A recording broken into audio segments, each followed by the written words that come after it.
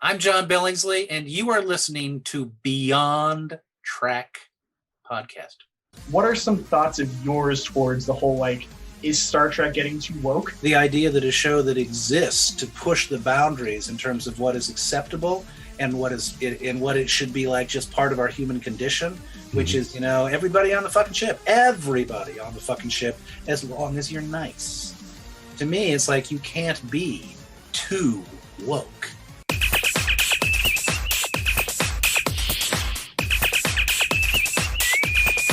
Red alert. Hey, everybody, and welcome back to Beyond Trek Podcast after a whole bunch of hiatus.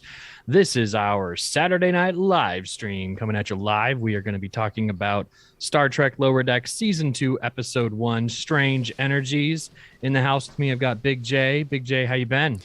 Good. I don't know about you, Dag, but I feel rusty for some reason.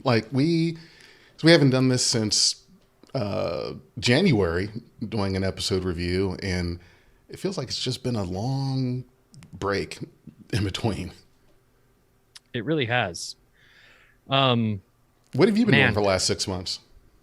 I'm actually been planning a wedding. Oh, my wedding. Okay. So that's been a huge thing for me. But also, we have released a couple of riff tracks with some of the other folks, and that's been a lot of fun. Just the wedding planning and working, that's been things for me. What about you? So I've been undergoing the Kolinar ritual. Ah, yes. Purge all emotion. Yes. Bring logic. But sure it's Kolinar? Or is it Kolinier? Yeah, it's Kolinar.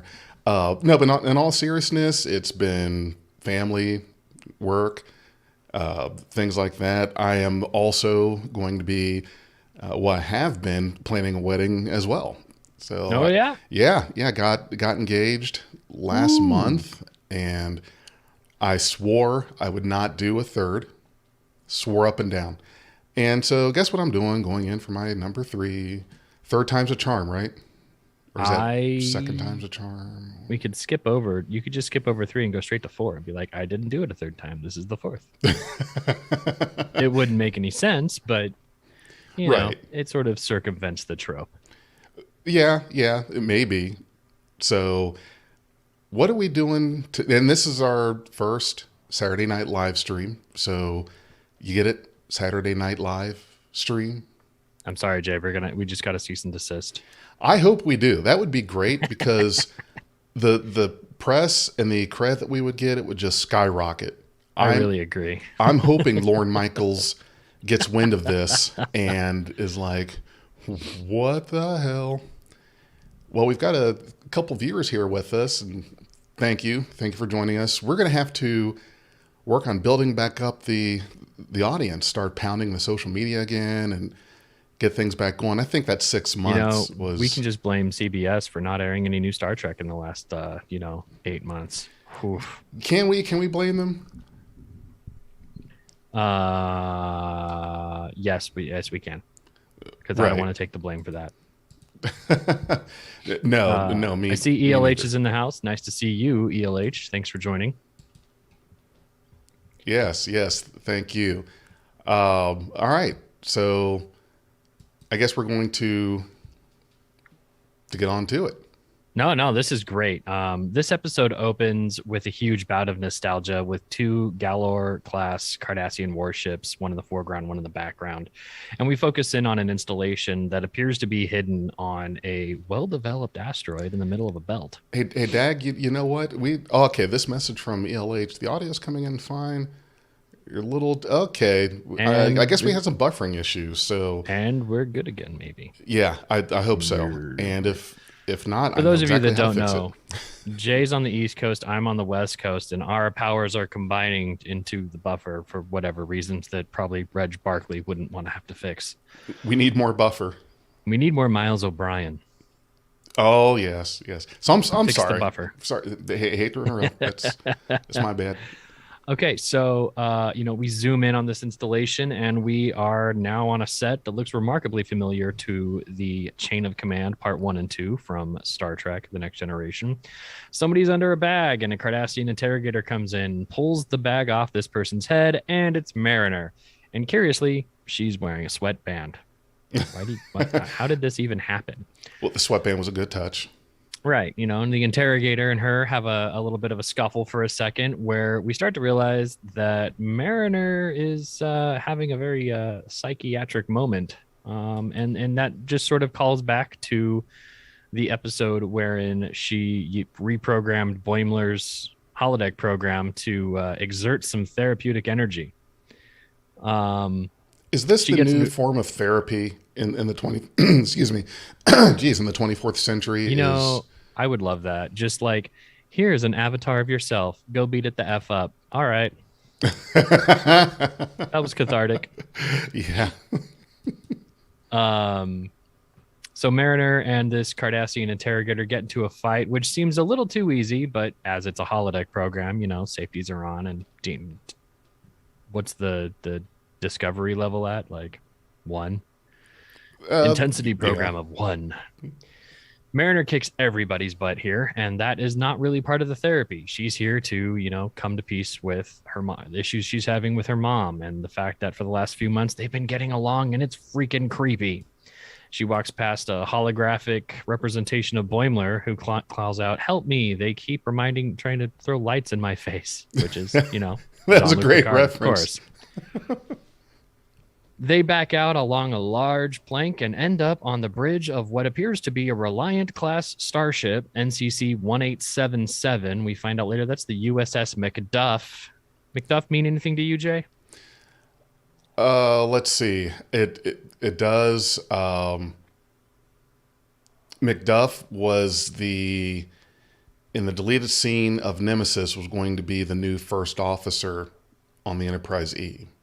No, wait a minute. That's not right. I can hear it in my head. I can hear Picard saying Macduff. Macduff was from that one episode Conundrum where they lost their memories and there was that weird first officer chilling around that, everybody, you just follow along and you're like, oh yeah, cool. New guy just on the ship. Wait, he's the first officer? What's going on here?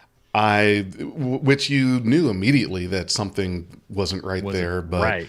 I'm rusty. That's, I've been trying to get my brain back into Star Trek mode, and yeah, I could hear. You let your brain leave Star Trek mode? Well, no, it never really leaves. It just, I'm getting old. That's what it is. I'll just come out and say it.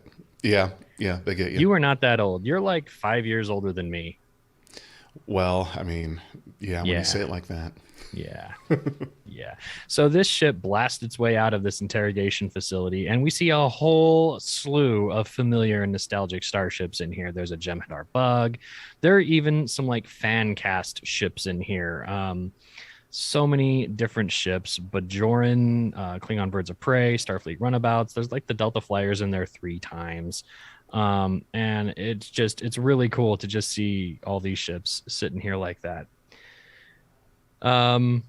Other than that, we go back to the bridge, things are exploding around, the Cardassians freaking out, and then you hear that similar noise of somebody chiming at the door, and the holodeck doors open, and there's Jen the Andorian, everybody's favorite character, except Mariner, who informs Mariner that it's time to go to the ready room, your mom wants to see you. And the doors close, and Mariner's like, I know we're not supposed to like have interpersonal problems and stuff like that, but I really hate that Andorian, which harkens back to Gene Roddenberry's statement about, we're not supposed to have interpersonal problems on the ship. Everyone's supposed to just get along. Makes for bad TV. You've got to have some of that interpersonal conflict because if everyone just gets along, that's not good for drama. But hey, what do I know? That's why there was all those possessions in the original series. Yeah. Yeah. Fade out to our new intro sequence. I don't know if anybody noticed that or not, but the ship has had a little bit of a textural remodel makeover. Did it? Yeah, it did. I watched the opener. Lighting is a little different. Okay. The colorization, the yellow band is a little oranger now to reflect that operational status. Mm-hmm. Most crazy on the saucer section, there are now escape pod hatches activated all around the saucer and over the bridge itself. And these little escape pod hatches look very much like they did on the Enterprise E, which is really funny because back in the last episode, Captain Freeman was like, I really hope they don't just go all out and sovereign class my ship. And the Enterprise E being a sovereign class, I thought of this as a callback. Yeah. Another one that of was the- a good callback. Another one of the great moments was the Romulan fighting sequence in the opening credits has been augmented. Now there are Klingon birds of prey fighting as well as pack-led harpies. That's what the official name is for these giant Goliaths of collage vessels. Harpies. Harpies. You know what a harpy is? It's a bird of prey. Nya, nya, nya. Mythological, but it's a bird of prey. I was thinking of something completely different, but go ahead. No. Oh. Oh my. Oh my. Flashback. The Cerritos is chilling over a planet. They're finishing up Second Contact. Everything looks good. Mariner and the captain are basically just getting along better than anything we've ever seen. And they're having this whole conversation in front of Ransom, who's still like, Captain, I would like you to give me the orders. And she gives him the orders to tie everything up and let Mariner have free reign to do pretty much whatever she wants down on the planet. You know, Head over to the I'm sorry. I just wanted to interject go real for it. fast. So this was something that I really was not a big fan of in this episode. Was just they weren't keeping it professional, in my opinion. The captain and her daughter. It was a little too laid back, and she's an ensign. And basically, her mother is kind of allowing her to circumvent chain of command and has the first officer basically blowing him off. I don't know. That was the impression I got was, this is getting to be a little bit too much nepotism, especially when your main character's father is an admiral in Starfleet. Your mom's a captain. It's, am I wrong? I don't think you're wrong, but I also think that was the point of the sequence. As we see later in this episode, Mariner and Freeman, under duress, begin to talk about those things. And that leaves me hopeful that in the next episode, they'll have a little more distance between them or, something like that. Right. But as far as the audience is concerned, we'll get to those scenes when we get to those scenes. Flash over to the barracks. Rutherford and Tendi are chilling. Rutherford's eating a pear. Tendi's really worried about Rutherford. He's doing all these weird things that he didn't used to do before he lost his memory in the last episode. As you recall, Shax sacrificed his life to save the little baby bear from the poor Pac-Leds. Shax. Yeah, poor Shax. And Badgie. In the meantime, Mariner has a whole cache of crazy stuff on Boimler's bunk. They've got the old TR-88 bags, those tricorders. There's a 3D chess set and a dress uniform and all kinds of stuff just racked up in there. It looks like a cask of Romulan ale, too. Well, they turned his bunk into a closet, basically. Is that what your closet looked like at home, Jay? No, I was clean. I was a clean person. I kept things pretty organized and tidy. If stuff is a mess, I've got a little bit of that OCD, so prefer things are kind of, well, at least some kind of semblance of knowing where things are at and what their role is. So, right on. Well, it looks like Mariner could take a cue or two from you. Yeah. Rutherford goes off, and Tendi straps on a giant med pack that looks like the old EMH author mobile emitter from that one episode of Voyager, and follows Rutherford. Down on the planet, the away team lands. Ransom is just trying to get these new people to pick up their subspace phone number. We find out these new people have a strong relationship with numbers, and this number that they get can't just be any number. They have to vibe with it. Mariner is ignoring everything that Ransom is telling her to do in favor of her own thing, which she's carrying around a sonic pressure washer, like a sonic shower, but for pressure washing buildings. And it looks like there's a new suck up who's trying to please Ransom all the time, doing everything Ransom says and not getting any pleasure for that. So I hope he becomes the villain of the show. Just like this old man that looks like the EMH with the mustache should just be like, I am taking control of everything. Wait a minute. You think the bald guy with the mustache that works in engineering, you're talking about him? Yeah, Stevens. Stevens. No. This is a different guy. This isn't the bald guy that works in engineering. He looks like the bald guy that looks in engineering, but he's not the bald guy who looks in engineering. This guy's a red shirt. Well, that's why I thought it was the same guy, just in a different department now with the red shirt. No, because that guy's the chief of engineering. Yeah. Okay. They wouldn't bust him down to like executive assistant. Right. Well, I'm going to have to. Okay, you're right. Because the engineering guy had more hair. I can see him now.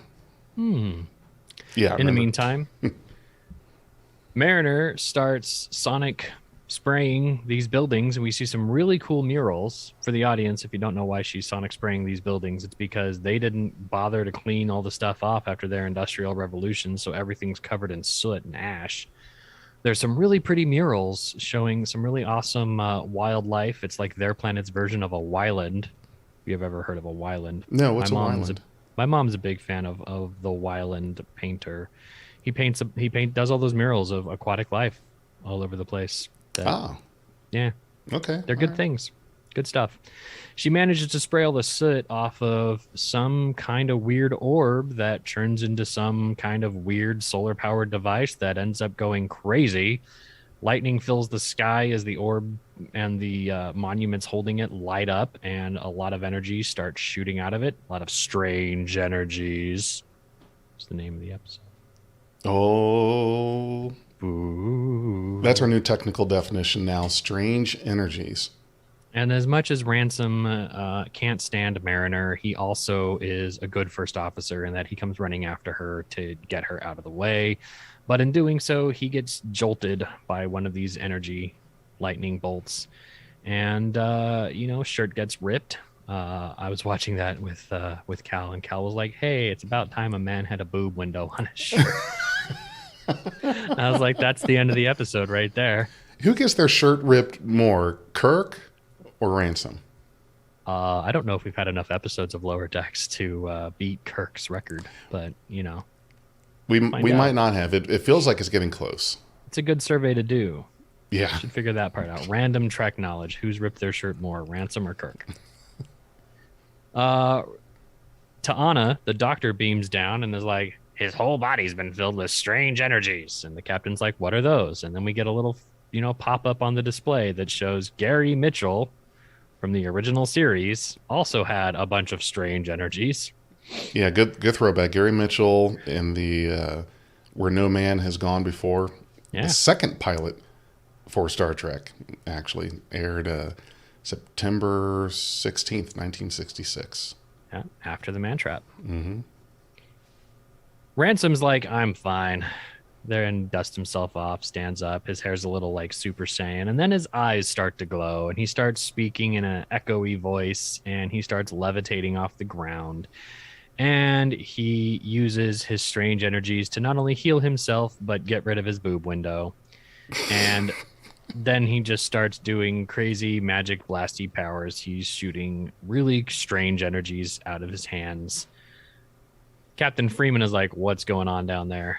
T'Ana's like, I think he's bench pressing all this stuff. Because, Ransom doing all those workouts and lifts and stuff. He's doing triceps and biceps with trees and lumber now. I wish I could lift trees and lumber. I just want powers like what he had.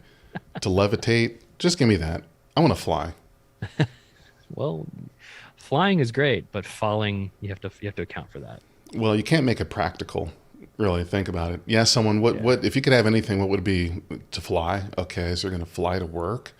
How fast are you going to fly? Like, are you going to have like a bug screen out in front of you catching all that? How can you see where you're going? I'd still have to stay low enough to be able to follow the highway. Captain Freeman gets a call from her husband, Admiral Freeman, who's like, "Hey, how you doing?" And she's like, "Everything's fine. This contact is going great." Meanwhile, Ransom is terrorizing a planet. The Admiral says, "Hey, you guys did such a good job with the Pack-Leds that you might get your own capital ship." And she's like, "Absolutely, thanks. Nice to see you." And she rushes back out on the bridge. "Mariner, you get Ransom back to normal and make sure that these people choose a phone number." And She's got her priorities straight. in a shuttle bay, we have a new shuttle now. Remember that oh no, this is the shuttle that Shax kicked out of the Pack-Led ship. He threw Rutherford on it and they picked it back up. So the shuttle has been recovered. Nice to see it. Tendi is giving Rutherford some electroshock because she thinks that if she shocks him enough times, it'll jolt his memory and he will go back to the person he was. And there's a little bit of please don't date that person you're dating included in there. So some tension on that front. I got to tell you, my favorite part of this scene was the chair out of nowhere, like in wrestling. Just happened to have a metal chair and whacked him right in the face with. Yeah, and his hair pulls a Riker. And if you don't know what I mean by that, if you've ever rewatched TNG, you know that Riker's in distress when his hair is a little undone. Oh, yes. His hair has usually got that perfect coif, but if he's got a little bang and a loop, it's all over. Riker is in distress. Rutherford is done with this electroshock therapy stuff, and he leaves. And Tendi just puts together what I can only call like a hypospray rifle. It's insane. That's new medical equipment? Cocking action. We're going to heal some people today. Like hypo sprays in it. I'm just like, okay. Tendi's on the rampage. Back on the planet, Ransom is just converting everything into workout equipment. And he's like, I'm going to make a whole species of Ransomites. And several dozen people in Witness end up with ransom heads that are glowing. And they all want to be, bros too. The Ransom Bros. Yep. But he's basically just reshaping reality as he sees fit. Even Ta'ana tries to give him a hypospray, and he turns the hypospray into an ice cream cone. Oh, see, now I'm in the mood for ice cream. Because I got ice cream, cake, but I haven't had a chance to have dessert yet. Kind of had a late dinner. Not in the mood for ice cream. Okay. But I don't have any. Well, you should have it delivered. You got a pizza on the way, right? I mean, it's right here. Oh. In any case, Ransom uses his reality shaping powers to give himself what I can only call some really cool duds. Like, I told Cal right away, I want this costume cosplay. Give it to me. It's amazing. It's beautiful. It's this white robe with this gold features and highlights and sleeves, and it's just beautiful. It is. I'll take one too. Ransom's having none of any of Mariner's BS with this sonic shower gun and, flips everybody down. And then he does something really crazy. He detaches his head and sends it up to encounter the Cerritos. Now, that was freaky, if I can say. It was a little freaky. Head. It was. I thought it was maybe a little much, but it's not the first time we've seen a detached head in Star Trek. That's true. Data had a detached head. They found his head in that mine, and it had been there 500 years, and that was a big mystery. So, but he's an android. If you remember when super smart Barclay plugged himself into the Enterprise, and they ended up at the center of the galaxy, and the Cytherian head showed up right there on the bridge. Interrogative, Right. It's not really out of the realm of Star Trek. And the god of Shakari in the Final Frontier. Oh, yeah. Yeah. What does God need with a starship? What does Ransom need with a starship? So we zoom back up to the Cerritos, and we see Rutherford is talking to the Trill ensign that he'd been talking to in the first season. This is apparently their third date, and he's saying, hey, because I lost my memory, I hope you're okay with me repeating stuff. And she's like, I totally know what that's like. When my sister was joined, she couldn't stop talking about how she was joined. Which kind of highlights that any kind of time there was an episode featured on Jadzia Dax, she always had to remind everybody that she was a Trill. You would think that that would be known.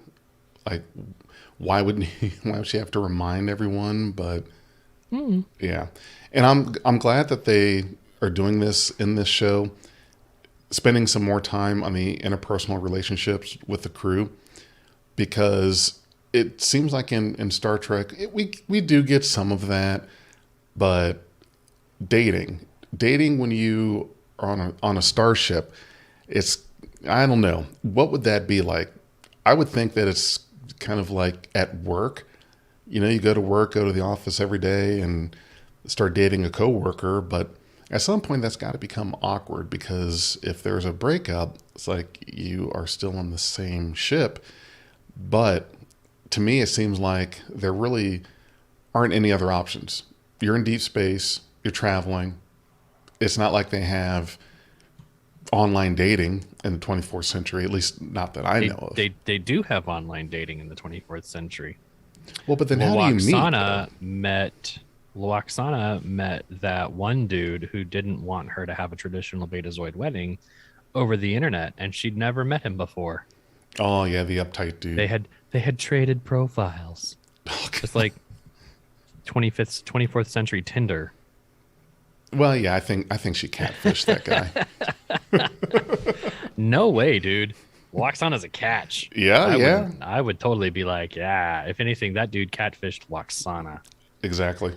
Tendi runs in with her hypo rifle and starts shooting wildly at Rutherford, interrupting their date, and Rutherford bails from the mess hall and keeps on running. Meanwhile, Ransom's floating head arrives at Cerritos and starts biting it, head-butting it. On the planet, his body continues to convert the local monuments into workout machines, in which his little ransomites are heavily at work. Gains. So an incline press, a bench press, and hey, at treadmill. Least, treadmill. I mean, that can't be all that bad, right? A lift and squat machine, a yoga ball. Oh God, I hated one of those. days. One of those. I don't know. It's like a pedal. It's like a bike, I guess, but it has a fan on it for some reason. I don't know. Yeah. Do I look like I go to the gym regularly? Well, from past experience, I can tell you, yes, I've been on the exercise equipment that has the fan right there in front of you. Yeah. I think it was either treadmill or I think it was a treadmill.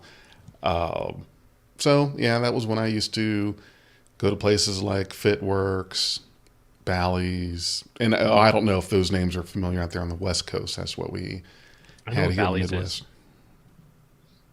We had a Gold's Gym. Oh yeah, Gold's. We had that.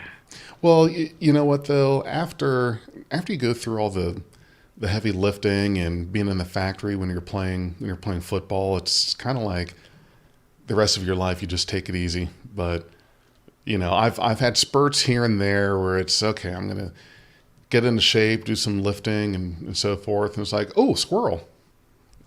And then before you know it, you know, now you're eating junk food, which I try not to do. I'm stress eating. And here's me looking at my pizza again. Well, don't let it get cold. Go ahead. It's going to be fine. I'm going to get through this real quick. Oh, okay, good. Yeah. Incentive to get done eating. So Tiana is on the line with Freeman, and she's like, hey, you know what? If we just really chock this guy full of energy, he'll short himself out. And so Cerritos fires phasers at him, and he just gets more powerful. And Tiana's like, hey, just do it more. And he's like, ah, and he bites the freaking Cerritos. It's hilarious. What's even more hilarious about it is that as Rutherford and Tendi are running through the halls, you can see the head of Ransom flying around, biting it, and getting a really clear look at his stubble. And, you know, just it's just hilarious that this is happening around them. But yeah, it's trying to bite the ship like it's a falafel or something. I mean, your godlike power and your weapon of choice is to bite the ship. Well, he was just a head. He was just flying head. What else was he going to do? I mean, I guess if you're a god of power, why not bite the ship? Right? Rutherford and Tendi have another close moment where Tendi tells him that he doesn't have the thing that she said he had. She just is scared that if he could like all these things that he didn't like before he lost his memory, that maybe he would stop liking her. And she was like, and he responds to her and is like, wait, you just use science to come after me with all the weird stuff? That's great. That's what I would have done. Like, okay, Rutherford. And they're friends again. Meanwhile, Cerritos is still firing on the head of Ransom. Well, they've got to do more than just firing the phasers. Don't they have the navigational deflector array that does whatever the plot wants it to do? Mix it up a little bit. You could do like a graviton beam or, a neutron beam. Oh, of course. Right. Any other kinds of beams. Every kind Lots of beam. of beams. Ransom starts to manifest a cloud with fists in the middle of space, and Freeman starts to just talk to him and realizes that he has been feeling undermined as first officer with her relationship with Mariner and advocacy of Mariner just basically getting away with whatever. If you recall back in the episode where Temporal Edict, where they learned about buffer time and she started timing everything. Yes. Well, the Boimler effect was drafted to say that the crew needed to do whatever they needed to do to get the job done. So we see Freeman kind of giving Mariner a lot of leeway on that front, and Ransom is not liking it. Freeman uses this as an opportunity to flatter Ransom, and it works for a moment until Ransom gets an ego of it and is like, you know what, you're right. I am a good first officer. I should be captain, and commences to bite all over Cerritos once again. He's got a big ego. I think he's very full of himself, and he's like a Chad. Just reminds me of if there were still fraternities in this time period, I'm sure he came out of one. He seems like that kind of guy. Possibly. In the middle of conversation, Ransom crosses his eyes and looks like he's about to vomit when his hands and his head start plummeting through the atmosphere, burning up as they collide into the ground. He's clearly in distress, but we don't know why until we get back to the planet, and we see that Mariner is giving him shock jock treatment with her foot multiple times. Oh. His head shrinks back down, reattaches to his godly body, in which his powers begin to wane. His cool white and gold robe reverts to his standard uniform, and he vomits up these strange energies. He kind of thanks Mariner for that. He looks like he's himself, and then suddenly the strange energies reassert, and she commences kicking him again, over and over and over. Over. I think there's a reference we missed with the rock, dropping a rock on him like Kirk did to Gary Mitchell. Oh yeah, and that's what they do here is they drop a rock on him just like Gary Mitchell. That uses the rest of his strange energies to survive. All of the changes that he had made revert, so all of their museums go back to regular buildings, the gym equipment reverts back, and all the people who were the Ransomites become regular people again. Ransom is now recovering on the Cerritos. Freeman is glad to have him back. His buddy Stevens is going to read him Nightingale Woman. Now, I don't know if that resonated with you, Nightingale Woman. Gary Mitchell quoted this poem as a result of his increased mental capacity from being in contact with the galactic barrier. The poem itself was written by Gene Roddenberry. Oh, okay. When you said Nightingale, I was thinking of wasn't there ship Nightingale? Wasn't that Probably. I'm sorry, the Raven is what I'm thinking of in Voyager, the ship that. There was a Nightingale episode. I just don't remember what it was. In any case, in canon, Nightingale Woman was a poem written by a guy named Tarbold in 1996 on the Canopus planet. Mm-hmm. By the 23rd century, it was considered one of the most passionate love sonnets of the past few centuries. This, in fact, was a poem that was written by Gene Roddenberry himself back when he was an aviator as a love poem from himself to his airplane. To the airplane? Oh, okay. I didn't know that part. In Freeman's office, Mariner and Freeman, who had recently expressed how much they didn't like working with each other, make up. And however, they do still express how much they know each other, because Freeman's like, you're ready to go. And Mariner's like, there's security coming to get me. And Freeman's like, yes, you're right. You're going to the brig. And she's like, I do what I want. In the brig, Mariner is sitting in the brig. There's a little art of a castle in there. I couldn't read the words on that, but it's a Mariner HQ. Yeah. Okay. Yeah, no, that makes sense. Mariner HQ is the brig, and she's hanging out with Rutherford and Tendi, and they're sort of recapping the events. And then they're talking about how cool it is that Boimler is on the Titan, and he must be loving it. Segue over to Boimler, who's screaming at the helm as the Titan is evading a set of. Now, he called these the Harpies, but they weren't the big ships. They were little ships. But okay, we're just going to call them Harpies too. Okay. So,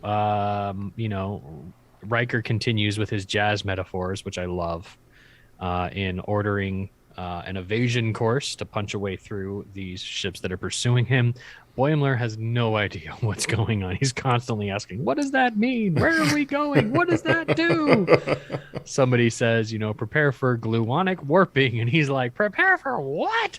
And the ship enters an anomaly in which everybody becomes warped. And, if you've seen Guardians of the Galaxy, when they do their warp jumps, they get all spaghettified. And as Riker spaghettifies, he says, I love my job.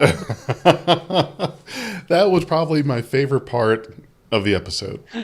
I love my job. It is so great. I don't think I can get enough of Jonathan Frakes, even if it's only in cameo appearances, which is totally fine. The focus of the show is definitely on the Cerritos. Overall, this was a really fun episode. Again, continuing that trend of Lower Decks just being very self-referential, self-aware, sort of meta about a lot of situational humor in its plot. Keeping the action up. I mean, you only get 24 minutes to convey all this stuff. And I think, as we said in the first season, in 24 minutes, they drop so much stuff. It's like an hour of content to unpack. Well, yeah, if you remember the first season of Lower Decks, we spent about an hour plus on a 24-minute cartoon. And I'm just trying to help speed it along because you've got Pizza there calling her name. But I did put up the number for the Beyond Trek hotline where you can call us and tell us your thoughts about the episode or just about the season in general. And so if you're listening to this or watching this, it's 513-279-2344. Dag, I'm pretty sure I probably quizzed you on this one. What is the significance of 2344? It's the year before Worf was born. Booyah! No, it's also the year the Enterprise C was destroyed. Yep. You got me. Well, went missing, presumed destroyed. Oh no, it was destroyed. It got back and they destroyed it. Yeah, I'm thinking of Star Trek Online. Timeline, and then it went back. Oh right, STO kind of messed with some of that. It did. Yeah. Time travel. Oh god, time travel. But you know what? I don't know. I'm not sure how I felt about this episode. It just, I wasn't overwhelmed or underwhelmed. I was just whelmed. I thought it was fun, right up until the conclusion of the ransom thing. And this has just sort of been something that's on my mind, but I'm kind of over the trope of kicking a dude in the balls for comedy. Yeah, Um, yeah, I think that's it's not like I'm gonna go crazy or weird about it, but it's just one thing where it's like, can we not? Because we've been doing this for 40 years now, and I right. remember in the past thinking this was funny, with Oh, the sure. slapstick humor and things like that. But you know, it does sort of perpetuate a sexual violence thing, and Hmm. I'm just trying to get rid of all of that. I don't want to see any of it on any media anywhere for anybody. But But you're right. that's my only nitpick. I think that, well, I don't know. They could have come up with some other kind of. I'm not going to spend a lot of time on it. I get what you're saying. Uh, I think maybe this episode was a little too referential to itself into sci-fi. It's just the line Mariner said of there's sci-fi things happening when the energy blasts were coming from that obelisk Hmm. that she had to jump out of the way from, where that ransom saved her from. But I'm sure it's the first episode of the second season. I'm not going to pass any judgment yet. Let's just see how it goes. But Well, you know how second seasons go though. Like, what was the first episode of the second season of TNG? the The child, Child. yep, the child, This is way better than that. where Troy becomes pregnant by a light energy being, kind We were of. just talking about some kind of trope about this. Oh I remember, yeah. I remember watching that with Cal, and Cal was like, "Turn it off. We are not doing this today." For a second season episode, I thought it was pretty good. Again, that was my only nitpick, but yeah, I can see how you might feel that it was a little too derivative of things we've already had enough of in Star Trek. Well, and it also could be I might have been a little grumpy that morning, didn't get enough sleep. So Mm, wait to see how next week's review goes for our yeah, Saturday Night Live stream. yeah, absolutely. One more space face that has appeared in Star Trek history, Hmm. Nagilum. Yes, Yeah, yes, Nagilum. Nagilum. Now I'm And going to that be was one thinking of the if there were first any others. episodes I remember seeing, which is weird. Oh, that was your first episode. No, no, no. Okay. I don't actually know what my first episode was. Hmm. I just know that Nagilum was one of the first episodes I remember seeing. So it's like Right. second season, 988. I don't know. Well, yeah, first season was September of '87 Hmm. to June '88. So Yep. second season started kind of late because of the writer's Writers Guild. strike. Yeah, Yeah. there's a writer's strike. They had to pull a lot of stuff out for that season. Mm-hmm. Yep. Yeah, they did. Well, before your pizza gets cold, we want to put up our social media sites where folks can find us and follow us on the internet. So we've got patreon.com/Beyond Trek. It's twitter.com/Beyond Trek Pod or at Beyond Trek Pod. And that's where Dag lives. Dag is our king of Twitter. Thanks. Just working that Twitter crowd, the Twitter sphere, is getting back out there and getting our listeners and viewers back on board. Hey, we're back. Got to get everyone around again. And of course, we've got Facebook. We're all over the place on Facebook. Beyond Trek Podcast at facebook.com/Beyond Trek Podcast and Instagram at Beyond Trek Podcast. I think we're on it. That should be all of it, right? All the social media, just about, except for we should do TikTok videos. I I I do TikTok videos, Jay. I started the Starfleeters, Oh, that's TikTok. Okay. my own personal group of Star Trek obsessed people like me. We're everywhere. There are dozens of us, literally dozens. And also want to give special thanks to our contributors. Stephanie Baker is a Patreon and Anchor contributor. Thank you. S. Tam, who's a Patreon subscriber. Anne Marie, Patreon as well. And Jim Cook, who contributes on Anchor. So we thank you all very much for doing that. That is a great thing. And Dag, is it too early to have predictions of what you're thinking for this season? Wild and zany. However, the name of the next episode should really, really help because it's called Kayshawn, His Eyes Open. Oh, all right. I'm looking forward to that one. The cadence with which the Temerians spoke. Mm-hmm. And in the preview, we did see a Temerian come aboard as a crew member, which will resolve a whole bunch of canon debates and discussion about what would it be like to work alongside a Temerian if everything they had to refer to was some kind of meme. Yeah, I can't wait. This one I need to see. As long as he says Picard and Dathan at Eladrill, I'll be satisfied. Give me too. that callback. I mean, maybe that's a little too on the nose. All right. Jay, it's been a pleasure. Yeah. I love hanging out with you. I'm so glad we're back to doing this again. Me too. I hope to see you next week when we review that episode as well. Viewers, thanks for sticking by us. We really appreciate your time. And remember to boldly go with Beyond Trek Podcast. We are Beyond Trek Podcast. Lower your inhibitions and surrender your ears. We will add Are we done? inspirational and hilarious